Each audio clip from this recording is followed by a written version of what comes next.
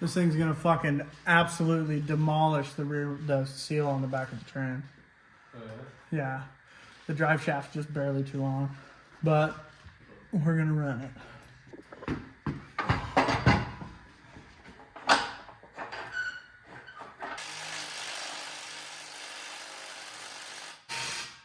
enough for the girls we date, brother.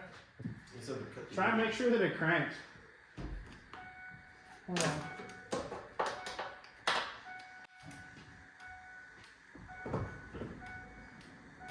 It's because that harness isn't plugged in. I figured. Got the transmission wires up. Yeah, baby!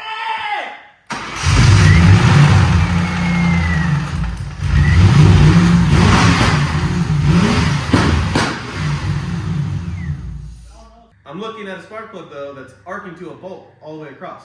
Handle it.